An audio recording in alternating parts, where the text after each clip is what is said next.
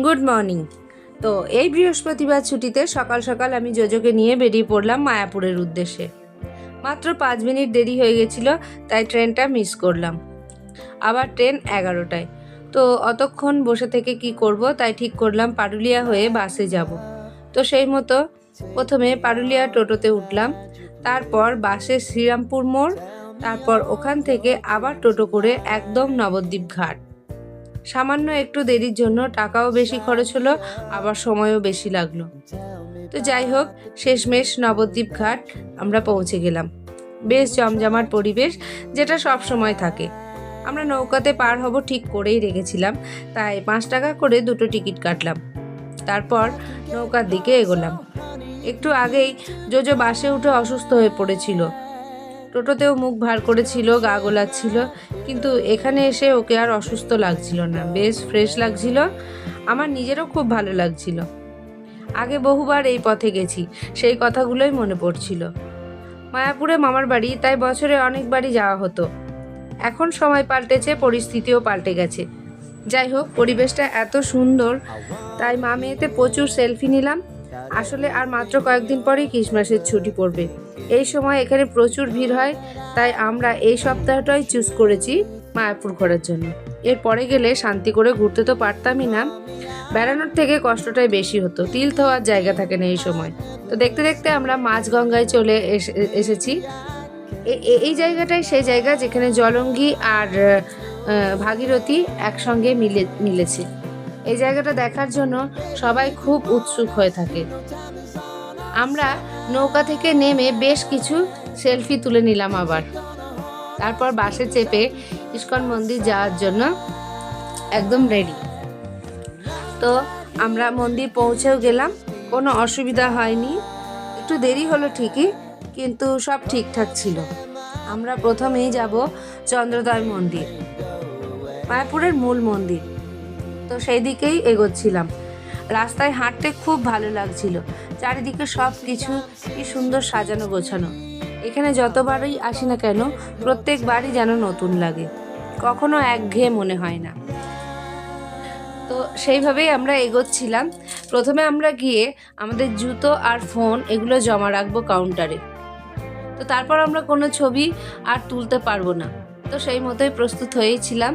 ওগুলো জমা দিয়ে তারপর আমরা 2টো মন্দির ঘুরলাম, চন্দ্রোদয় মন্দির, তারপর সমাধি মন্দির। সমাধি মন্দির ঘুরে তারপর আমরা ফোন আর জুতো কাউন্টার থেকে নিয়ে নিলাম। তারপর একটু খাবার কিনে নিলাম, ওগুলো খাবো। আর একবার দেখা করে আসলাম আমার মামার ছেলে, মানে আমার দাদার সঙ্গে। দাদা এই মায়াপুর মন্দিরেই রিসেপশনে থাকে, তো ওর সঙ্গে দেখা করে ও আবার 2টো কুপনও দিয়ে দিল আমাদের লাঞ্চের জন্য। তো ওগুলো নিয়ে আমরা এসে খাওয়া দাওয়া করছিলাম আর অনেক ছবি তুলেছি। খুব মজা করেছি মা মেয়েতে। আসলে দল বেঁধে ঘুরতে এলে তো একটা মজা আছেই, কিন্তু একা এইভাবে ঘুরতে গেলে, এই যে মেয়েকে নিয়ে আমি বেরিয়েছি, এর একটা আলাদা মজা আছে, সেটা আমি বুঝলাম। তো যাই হোক, দেখতে দেখতে 1টা বেজে গেছিলো এবং খাওয়ার জন্য বেল পড়ে গেছিলো।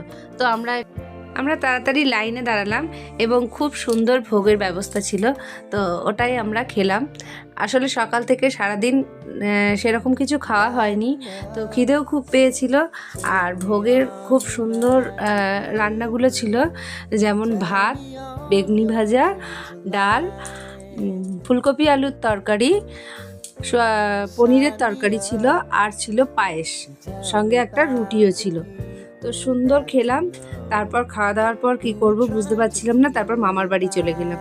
তো মামার বাড়ি গিয়ে প্রথমেই মাসির সঙ্গে দেখা করলাম, তারপর আমার অন্য 2 মামির সঙ্গে দেখা করে এই একটা মামার ছেলে ও আমাদের সঙ্গে করে নিয়ে গেল। তারপর গেলাম মেজো মামির বাড়ি। তো মেজো মামির সঙ্গে দেখা করলাম, ওখানে দাদাও ছিল, আমার ওই দাদা, যে দাদা মায়াপুরে ছিল একটু আগে বলছিলাম।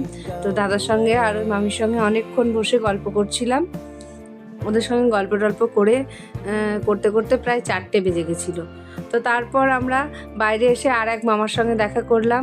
তো ওখানে দেখাটা করে তারপর 4টে বেজেই গেছিলো, তো তাই তাড়াতাড়ি বেরোলাম, কেননা আবার বাড়ি ফিরতে হবে সন্ধ্যের মধ্যে। তো তাই টোটোয় চেপেছিলাম আর শেষবারের মতো আরেকবার ইস্কন মন্দিরকে টাটা বাই বাই করে দিলাম।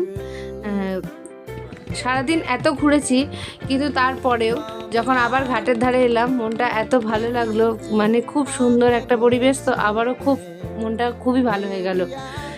তো তারপর ওখানেও আবারও কিছু ছবি তুললাম। তারপর ঘাট যখন আমরা পার হয়ে যখন নবদ্বীপ এলাম, তখন দেখলাম খুব সুন্দর এক ভাই একতারা নিয়ে বাজাচ্ছে।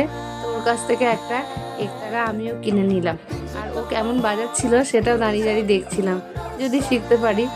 কিন্তু তাই কি কখনো হয়? আমি এর আগে কখনো এরম বাজাইনি, তো আমার খুব ভালো লাগছিল আওয়াজটা শুনতে। তা আমি নিজেও অনেক ট্রাই করছিলাম, যদিও পাচ্ছিলাম না। জোজো তো হেসেই পাগল হয়ে যাচ্ছিল আমার অবস্থা দেখে।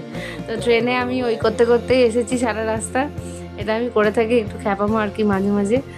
তো যাই হোক, শেষ পর্যন্ত এই করতে করতে আমরা বাড়ি পৌঁছেই গেলাম।